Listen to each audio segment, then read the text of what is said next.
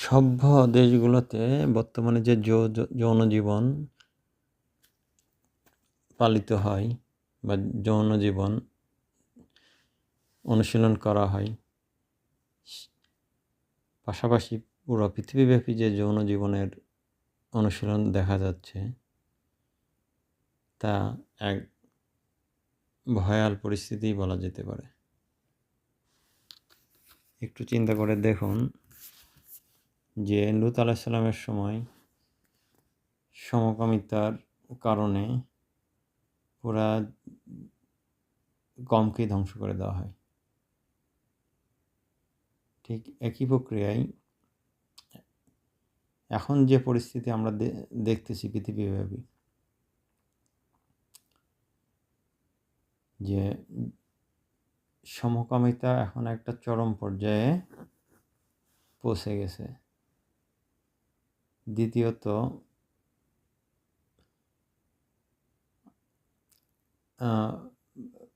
African দেশ বা বড় বড় দেশগুলোতে, অন্যান্য দেশগুলোতে যৌন জীবনের কারণে অনেক যৌনবাহিত রোগের একটা ব্যাপক প্রাদুর্ভাব ভয়াবহ রূপে দেখা দিয়েছে। এর ভিতরে অন্যতম হলো এইডস।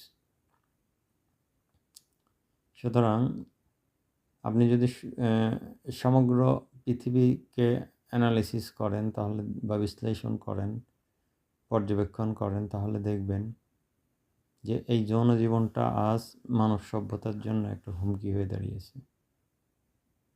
যার কিছু নমুনা আমি আলোচনা করলাম, আরও বহু বিষয় আছে যা জনসমক্ষে বলাটা আসলে অনেক বেশি বিব্রতকর এবং বিপজ্জনক। সেই ব্যক্তিতে আমরা বাংলাদেশ অনেক ভালো আছি। আমরা মুসলিম অনুশাসনগুলো কঠোরভাবে মেনে চলি, পাশাপাশি আমাদের সামাজিক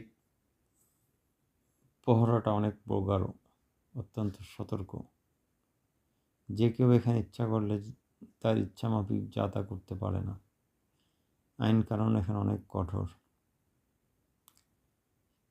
সুতরাং এই দিক দিয়ে বলা যায় যে আমরা অনেক প্রশান্তির মধ্যে জীবন কাটাই, অনেক নিরাপত্তা। অর্থাৎ অন্যান্য দেশে একজন স্বামী বলতে পারবে না যে তার স্ত্রীর গর্ভে যে সন্তান সেটা কার সন্তান। নিঃসন্দেহে বাংলাদেশের মানুষ আমরা এদিক দিয়ে অত্যন্ত ভাগ্যবান।